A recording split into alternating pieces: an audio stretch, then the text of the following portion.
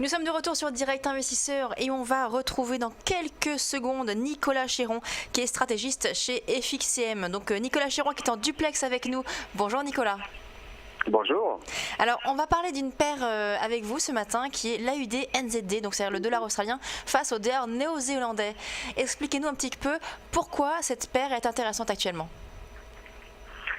Alors, je vous ai envoyé deux graphiques. Je vous propose qu'on regarde le plus long terme, qui est un graphique en ligne. Et donc, sur ce graphique, on peut constater qu'en fait, depuis 1979, eh bien, il y a des cycles qui se passent sur cette paire AUD-NZD. Donc, c'est le dollar australien contre le dollar néo-zélandais. C'est un peu la guerre des antipodes. Et donc, en regardant le graphique de long terme, on constate qu'il y a des cycles tous les 8,7 à 9 ans c'est précis, qui font revenir la paire AUD-NZD sur des supports majeurs. Et si on regarde le second graphique que je vous ai envoyé sur du moyen terme, sur les quelques derniers mois, on constate que la paire AUD-NZD est de retour sur la zone 1,0450, 1,0550 qui constitue depuis plus de 10 ans un support majeur. Et en fait, la configuration en place sur l'AUD-NZD est exactement la même que l'on retrouve en 2004 et en 2005. Donc vous voulez dire que là on va avoir un retournement de tendance alors? Je pense qu'en fait, on devrait tester favorablement la zone des 0,450-0,5. Et si on constate qu'à moyen terme, il y a une belle réaction dans cette zone-là, j'invite à faire des achats, mais c'est vraiment dans une optique de moyen-long terme, parce que je pense qu'en 2015, cette paire pourrait retourner vers les plus hauts de 2014, donc vers la zone des 1,13, 1,15, ce qui nous donnerait un potentiel haussier de 800 à 1000 pips. Donc c'est un trade sur lequel je propose de rentrer en fait avec des achats sur plusieurs paliers. Donc il ne faut pas mettre trop de levier et prendre une position trop importante parce qu'on va devoir utiliser des stops larges. Je préconise des stops vers 0,320, 0,350. Et donc on a un risque de 150-200 points pour un potentiel de 800 à 1000 points. Donc ça, ce sera une de mes stratégies préférées pour le début 2015, sachant qu'en plus, la paire AUD-NZD a une saisonnalité qui entraîne souvent des points bas entre janvier et avril. Donc je pense que ce sera à étudier dans les semaines qui viennent. C'est aussi une paire qui est liée au pétrole. Est-ce que ça a un impact sur la paire? Non, en fait, le dollar australien et le dollar néo-zélandais sont tous les deux appelés dollars des matières premières. Donc certains plus sur le métaux, d'autres sur l'énergie. Ce qu'il y a ici, c'est que c'est vraiment une paire d'une zone contre sa voisine. Donc en fait, elles ont à peu près les mêmes propriétés. Ce qui change et ce qui fait la tendance sur cette paire AUD-NZD, c'est plutôt les divergences de politique monétaire. Ces derniers temps, la Banque d'Australie est restée plutôt neutre alors que la Banque de Nouvelle-Zélande était haussière pour 2015 sur les taux. Donc on a vu la paire redescendre vers les 1,05. Mais tout comme il y a un an, il se pourrait que la Banque d'Australie, à son tour, devienne positive, ou bien que la Banque de Nouvelle-Zélande calme ses ardeurs. Et donc, si on assiste à une belle réaction sur 0,450-0,5 grâce à un ajustement des divergences de politique monétaire entre ces deux banques centrales, je pense qu'on aura là une belle opportunité. Alors, Nicolas, justement, vous parliez de divergence entre les politiques des banques centrales. En termes de timing, vous pensez qu'on peut rentrer sur les cours actuels sur cette paire-là, ou est-ce qu'il faut attendre justement la validation de ce rebond sur le support majeur? Eh bien, en fait, j'ai envie de le faire en deux temps. C'est-à-dire que dans un premier temps, j'ai envie d'acheter à 1,0550, 1,05, 1,0450 afin d'avoir une position globale de 1,05 et un stop à 0,320. Je joue le cycle historique qui fonctionne depuis 35 ans sur cette paire, la saisonnalité qui fonctionne est très bien également. Et ensuite, une fois qu'on aura une réaction positive, si elle a lieu sur ce seuil des 0,450 ou 0,5, et qu'on repartira vers le nord, là je compléterai mes positions acheteuses une fois que je serai rassuré sur la validité de ce support. mais ça reste quand même un support de très long terme. Donc ne pas attendre de réaction et acheter le support sans se poser de questions me semble également être une bonne idée. C'est un peu comme l'euro CHF, si vous voyez ce que je veux dire. Oui, tout à fait. C'est vrai qu'on a avec le rapport avec les banques centrales là, sur l'euro CHF. On va parler maintenant du CAC 40. Alors, est-ce que vous êtes haussier sur cet indice ?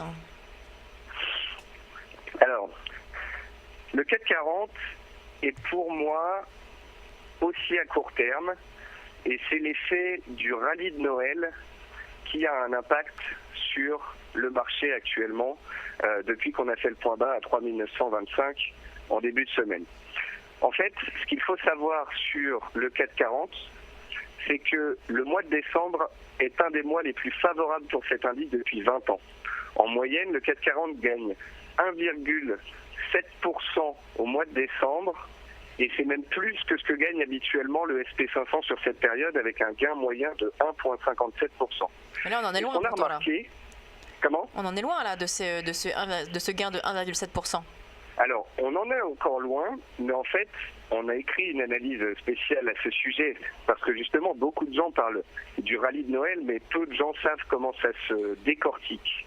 Le rallye de Noël n'arrive pas en première semaine, n'arrive pas en deuxième semaine. Le rallye de Noël est une particularité de la 3e semaine de décembre. À Noël. Alors Nicolas, on en parlait justement la semaine dernière et vous nous disiez que traditionnellement les 2 premières semaines étaient baissières et que la reprise commençait à se mettre en place à partir de la 3e semaine. C'est plus ou moins ce qui se passe aujourd'hui, on le remarque. Est-ce que justement vous pensez qu'on va avoir droit à ce fameux rallye de fin d'année et est-ce que la configuration qui est en train de se dessiner depuis le début de cette semaine va le valider justement ? Je pense qu'on va continuer de monter. Aujourd'hui particulièrement en fait, étant donné que j'étais haussier depuis les 3950-4000 points, j'ai quand même invité à prendre des bénéfices parce que 4200 c'est une belle zone, un bel objectif. Donc je pense que si on a acheté vers 4000 points, on peut prendre une partie de ces bénéfices. Mais je pense que l'effet rallye de Noël, qui est en fait un effet du retrait des opérateurs, donc on a des marchés qui montent petit à petit sans volatilité ni volume. Je pense que cet effet devrait continuer également la semaine prochaine et je ne serais pas étonné de voir le CAC 40 en fin d'année 2014, début d'année 2015, de nouveau dans la zone des 4350-4400 points et alors on se posera de nouveau la question de vendre cet indice. On a quand même eu de forts volumes sur ces dernières séances, avec parfois plus de 6 milliards d'euros échangés. Donc est-ce que ça ne change pas quelque chose à votre lecture justement de court terme ? Alors, ce qui s'est passé il y a 2 jours, c'est qu'on a eu un pic de volume très important à plus de 6 milliards sur le CAC et ça voulait dire qu'on faisait un point bas potentiel. Et ça, c'était un signal d'achat fort.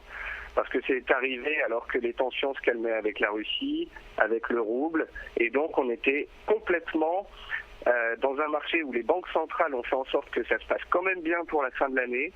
Il y a eu des volumes en bas, là on est remonté avec du volume, ce qui est plutôt positif, et je pense que ces volumes vont s'amoindrir au fur et à mesure des séances à partir de cette fin de semaine et de la semaine prochaine, et que le CAC va monter gentiment, petit à petit, à partir de ce moment-là. Donc pour moi, tant qu'on est au-dessus de la zone des 4130 points, je pense qu'on peut finir l'année à 4300, 4350. Ouais, c'est ce que vous nous disiez d'ailleurs la semaine dernière. Vous disiez que tant qu'on était au-dessus tant qu'on était dans les environs des 4200 points, on pouvait viser 2 à 3% de hausse sur l'indice parisien. Donc on a décroché, on est tombé à 3009. Aujourd'hui, on est un petit peu au-dessus des 4100 points. Donc vous estimez que ce gain potentiel de 2 à 3% est toujours valable ? Ah oui. Oui, je pense qu'on va stabiliser un petit peu sous résistance, mais pour moi, il y a encore un potentiel aussi valable pour retourner vers les plus hauts. Donc là, en proposition, aujourd'hui, là, par exemple, au niveau actuel, et on peut viser les 4300, 350. C'est ce que vous nous dites sur la fin de l'année. En position au cours actuel, c'est très compliqué parce qu'en fait, si vous voulez, il ne faut pas oublier que le marché, quand il va tout droit, par moment, il a besoin de respirer. En 3 séances, on vient de passer en ligne droite de 3925 à 4200 points. On a pris 6%. Donc je pense qu'on a le droit de respirer et de se mettre dans un range à plat. Donc je serais plutôt en mode prise de bénéfice sous 4200 et puis reprendre des achats si on se replie vers 4130, 4150. Mais je n'achèterai pas au cours actuel. D'accord, mais Le si par timing exemple, est important. ouais, mais justement, si on voit l'indice parisien augmenter, là, on est en train de prendre quand même 2%. Là, donc, c'est vrai c'est peut-être pas encore le rallye dont vous parlez, mais est-ce que justement, si on attend trop, est-ce qu'on risque pas de passer à côté de ce rallye? Ah bah de toute façon, ça fait 2-3 séances que je parle tous les jours d'acheter du CAC 40. Vous avez peut-être pu me suivre sur Twitter. Là, on peut monter, comme je vous ai dit, sans volume ni volatilité. On peut continuer de grimper tout droit parce qu'en fait, les mauvaises nouvelles sont derrière nous à court terme et les opérateurs sont contents. Donc, Oui, il y a un les contexte États-Unis sont économique restés qui s'est beaucoup plus calmé, si je puis dire, avec les tensions notamment en Russie, la Grèce aussi, qui, même si elle n'est pas parvenue à avoir un accord par rapport au président de son Parlement, a amoindri les tensions. On a eu également donc un baril de pétrole qui se reprend aujourd'hui. Donc si vous voulez, le discours de la Fed a également été très accommodant. On a un contexte économique qui s'améliore d'ici la fin de l'année. Voilà, effectivement, on a tous les éléments en place pour que l'appétit pour le risque fasse son retour. Merci beaucoup Nicolas Chéron, donc stratégiste chez Devise, chez Day by Day. On va marquer une très courte pause et on se retrouve dans quelques instants. Chez FXM.